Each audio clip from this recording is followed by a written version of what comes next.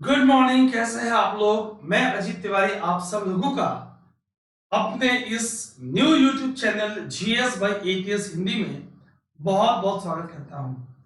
मुझे पूरी उम्मीद है कि आप लोग क्लासेस को एंजॉय कर रहे होंगे और जैसा कि मैंने आपसे प्रॉमिस किया था कि हम लोग मंडे टू सैटरडे सुबह 8 बजे मिलेंगे और एक ऑसम सीरीज को कंटिन्यू करेंगे। आज हम पढ़ेंगे बहुत ही important report, global forest sector outlook 2050 की हाल ही में रिपोर्ट जारी की गई है। ठीक, तो सवाल ये बनता है, इस रिपोर्ट को जारी करने वाली कौन संस्था है, राष्ट्रीय या अंतरराष्ट्रीय? ये संस्था बहुत महत्वपूर्ण किन कारणों से है?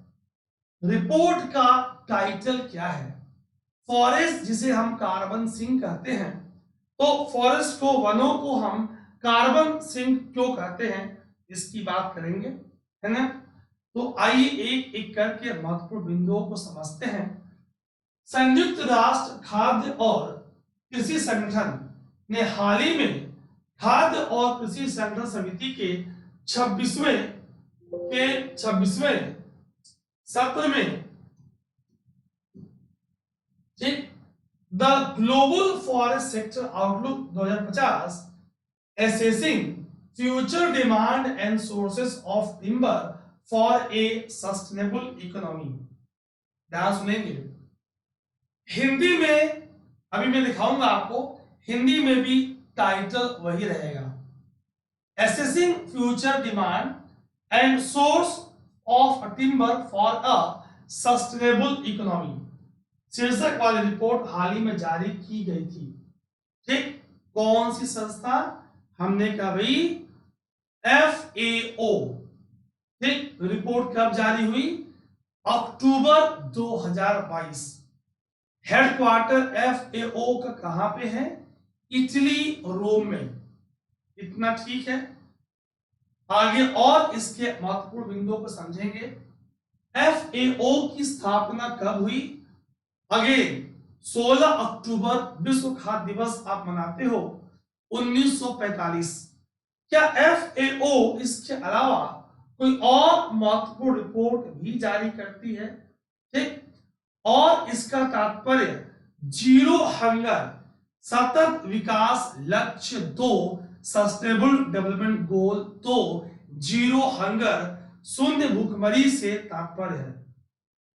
FAO की अन्य पहलों की बात करें, है ना, अगर हम FAO के अन्य पहलों की बात करें तो ये अन्य रिपोर्टें भी जारी कर रही हैं, है ना। क्या आप मुझे कमेंट सेगमेंट में किसी एक या दो रिपोर्ट का नाम दे सकते हो? ठीक, क्या टिड्डों के संबंध में भी ये कोई रिपोर्ट जारी कर रही है? आइए इस बात को समझने का प्रयास करें। आपको खूबसूरत वन दिख रहा है, विश्व के वनों की स्थिति के बारे में भी इसकी फ्लैगशिप पब्लिकेशन है। खाद्य और कृषि की स्थिति के बारे में भी, कृषि कमोडिटी बाजार की स्थिति के बारे में, वैश्विक मत्स्य पालन और एक्वाकल्चर की स्थिति के बारे में, ये सारी रिपोर्ट्स क्या है, इसकी फ्लैगशिप पब्लिकेशंस जारी हो रही है। बात FAO की हो रही है। तो ग्लोबल फॉरेस्ट सेक्टर आउटलुक 2050 संगठन कौन? FAO। मुख्यालय कहां? रोम, इटली। याद हो रहा है? FAO का आदर्श वाक्य क्या है?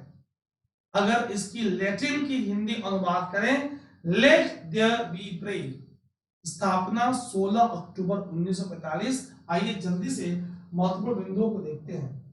ग्लोबल फॉरेस्ट आउटलुक रिपोर्ट 2050 4 अक्टूबर 2022 की रिपोर्ट है। जारी करता कौन? FAO, खाद्य और कृषि संगठन समिति। ठीक, हेडक्वार्टर कहां पे? रोम। शीर्षक क्या है? Assessing future demand and source of timber for a sustainable economy. ये सारी बातें मैंने आपको अभी बताई, हम उसे रिकैप रिवाइज कर रहे हैं। पर से देखते हैं, खाद्य और कृषि संगठन की स्थापना वर्ष 1945 में संयुक्त राष्ट्र संघ के तहत की गई। यह संयुक्त राष्ट्र की एक विशेष एजेंसी है। प्रत्येक वर्ष विश्व में 16 अक्टूबर को विश्व खाद्य दिवस के रूप में मनाया जाता है, क्योंकि यह FAO की स्थापना की वर्षगांठ की याद में मनाया जाता है। भाई भोजन एक गंभीर समस्या है। संयुक्त राष्ट्र के खाद्य सहायता संगठनों में से एक है जो रोम इटली में स्थित है। इसके अलावा विश्व खाद्य कार्यक्रम और कृषि विकास के लिए अंतरराष्ट्रीय कोष में भी इसमें शामिल है। ठीक, तो हम इसके महत्वपूर्ण बिंदुओं को देख रहे थे। ऑलवेज जब भी मैं करंट टॉपिक्स कराऊंगा उसके पीछे की हिस्ट्री, बैकग्राउंड, कंसेप्ट्स भी आपको साथ साथ बताऊंगा। जीरो हंगर, सतत विकास 2 के लक्ष्य से इसका मुख्य तात्पर्य है। ठीक, क्या हम इतनी बात समझ पा रहे हैं? Yes, no. अभी मैंने आपसे कहा कि global forest sector outlook report 2050 जारी संस्था FAO, मुख्यालय इटली रोम, स्थापना 16 अक्टूबर 1945। 16 अक्टूबर को क्या मना रहे हैं? विश्व खाद्य दिवस। इसका मोटो क्या है? आदर्श वाक्य क्या है? लेट देयर बी ब्रेड, इसका आदर्श वाक्य है। ठीक, इस रिपोर्ट में बढ़ती हुई IRW की डिमांड की बात की गई है। FAO की खास पहले विश्व स्तरीय महत्वपूर्ण कृषि विरासत प्रणाली, विश्व में मरुस्थलीय टिड्डी की स्थिति पर नजर रखना, FAO और WHO के खाद्य मानक कार्यक्रमों के क्रियान्वयन के मामलों के संबंध में कोडेक्स एलिमेंट्रिक्स आयोग उत्तरदायी निकाय है। खाद्य और कृषि के लिए प्लांट जेनेटिक रिसोर्सेज पर अंतरराष्ट्रीय संधि को वर्ष 2001 में FAO के 31वें सत्र में अपनाया गया था। कौन सी? प्लांट जेनेटिक रिसोर्सेज पर अंतरराष्ट्रीय संधि। ठीक, अगर हम फ्लैगशिप पब्लिकेशन की बात करें, वैश्विक मत्स्य पालन और एक्वा कल्चर की स्थिति, विश्व में वनों की स्थिति रिपोर्ट कराऊंगा, वैश्विक खाद्य सुरक्षा और पोषण की स्थिति, ये सारी रिपोर्ट्स कराऊंगा। खाद्य और कृषि की स्थिति, कृषि कम्युनिटी बाजार की स्थिति, आप चिंता ना करें, जितने महत्वपूर्ण इंडेक्सेस रिपोर्ट है सब आपके लिए मैं इस चैनल पर लेकर आऊंगा। अगर हम वनों की स्थिति ग्लोबली देख लें एक बार, कैसे तेजी से हमारे वन घट रहे हैं, बहुत ध्यान से देखिएगा। इस नई रिपोर्ट में लकड़ी के उत्पादों जैसे बड़े पैमाने पर लकड़ी और मानव निर्मित सेल्यूलोज फाइबर की बढ़ती मांग, बहुत ध्यान सुनेगा, सेल्यूलोज फाइबर की बढ़ती मांग है ना, ऐसी बातों को हम अच्छे से समझने वाले हैं। ठीक, भाई अनुमान लगाया गया है जो गैर नवीकरणीय सामग्री के विकल्प के रूप में उपयोग किया जाता है, ठीक, उसकी मांग 2050 तक 272 ठीक 272 मिलियन क्यूबिक मीटर तक बढ़ सकती है। सोचिए आप, विकासशील देशों में 1 मिलियन नए जॉब की, ठीक, रोजगार सृजन की संभावना है। रिपोर्ट का अनुमान है 2050 तक प्राथमिक प्रसंस्कृत लकड़ी के उत्पादों की खपत बढ़कर 3.1 सोचिए बिलियन क्यूबिक मीटर हो जाएगी।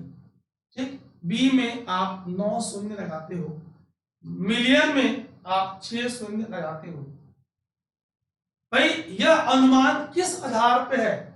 वैश्विक वन उत्पाद मॉडल पर आधारित है, जो लकड़ियों के उत्पाद के उत्पादन और व्यापार के ऐतिहासिक पैटर्न का उपयोग करता है। इस रिपोर्ट में अनुमान लगाया गया है कि औद्योगिक रोडवुड है ना, राउंडवुड IRW, इंडस्ट्रियल राउंडवुड, औद्योगिक राउंडवुड IRW प्राकृतिक रूप से, बहुत ध्यान सुनेंगे, वेरी वेरी इंपॉर्टेंट पॉइंट, प्राकृतिक रूप से पुनर्जीवित वनों और रोपित वनों के विस्तार में जलवायु परिवर्तन से प्रभावित सरकारी हस्तक्षेपों के कारण होने वाली अनिश्चितताओं के प्रति संवेदनशील है। गाइस आइए इन प्यारे पॉइंट्स को, इन सारे पॉइंट्स को, इन प्यारे पॉइंट्स को एक एक करके देखते हैं। अभी हमने देखा कौन कौन सी पहले हैं, फिर हमने देखा कौन कौन सी फ्लैगशिप पब्लिकेशन है। अब देखेंगे इनके हम महत्वपूर्ण पॉइंट्स को। एसडीजी 2 से हमने जीरो हंगर से इसको जोड़ा है ना। नई रिपोर्ट में, नई जारी रिपोर्ट में लकड़ी के उत्पाद जैसे बड़े पैमाने पर लकड़ी और मानव निर्मित सेलुलोज फाइबर की बढ़ती मांग का अनुमान लगाया गया है। कारण जो गैर नवीकरणीय सामग्री के विकल्प के रूप में उपयोग किया जाता है, उनकी मांग 2050 तक 272 मिलियन क्यूबिक मीटर तक बढ़ सकती है। इससे विकासशील देशों में 1 मिलियन से अधिक रोजगार सृजित होने की संभावना है। इस रिपोर्ट का अनुमान है 2050 तक प्राथमिक प्रसंस्कृत लकड़ी के खपत बढ़कर 3.1 बिलियन क्यूबिक मीटर हो जाएगी। आप देख रहे हो इतनी तेजी से डिमांड बढ़ रही है। तो सवाल ये बनता है, तो आखिर ये जो बढ़ती मांग है वो कौन से वन, क्या उष्णकटिबंधीय क्षेत्र के वन या शीतोष्ण क्षेत्र के वन या ध्रुवीय क्षेत्र के कौन से इसकी डिमांड को पूरी कर रहे हैं? यह अनुमान वैश्विक वन उत्पाद मॉडल पर आधारित है जो लकड़ी के उत्पादों के उत्पादन और व्यापार के ऐतिहासिक पैटर्न का उपयोग करता है। इस रिपोर्ट में यह भी अनुमान लगाया गया है कि औद्योगिक राउंड वुड प्राकृतिक रूप से, बहुत ध्यान सुनेंगे, पुनर्जीवित उत्पादन वनों और रोपित वनों के विस्तार में जलवायु परिवर्तन से प्रभावित सरकारी हस्तक्षेपों के कारण होने वाली अनिश्चितताओं के प्रति संवेदनशील होगा। ठीक, IRW प्राकृतिक रूप से पुनर्जीवित उत्पादन वनों और रोपित वनों के विस्तार में जलवायु परिवर्तन से प्रभावित सरकारी हस्तक्षेपों कारण होने वाले अनिश्चितताओं के प्रति संवेदनशील होगा। एक बात हम और ध्यान से समझेंगे, IRW के भविष्य की मांगों को मुख्य रूप से ग्लोबल साउथ और प्राकृतिक रूप से पुनर्जीवित समशीतोष्ण और बोरियल वन, कोणधारी वन, टैगा वन में से लगाए गए वनों द्वारा पूरा किया जाएगा। वेरी इंपॉर्टेंट, उष्णकटिबंधीय नहीं है। 2020 में IRW उत्पादन का लगभग 44% पुनर्जीवित समशीतोष्ण और बोरियल वनों द्वारा प्रदान किया गया था।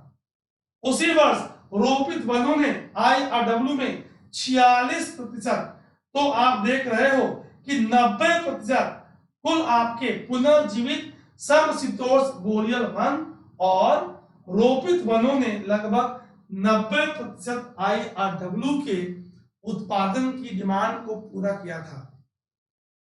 ठीक, क्या हम ये पॉइंट समझ पा रहे हैं? Yes, no.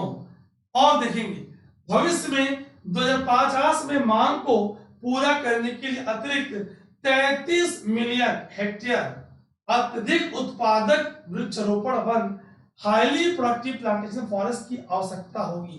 तो हमें ये बढ़ाना होगा कितना? 33 मिलियन हेक्टेयर एक्स्ट्रा। कौन? अत्यधिक उत्पादक वृक्षारोपण वन, जिसकी उत्पादकता ज्यादा होगी।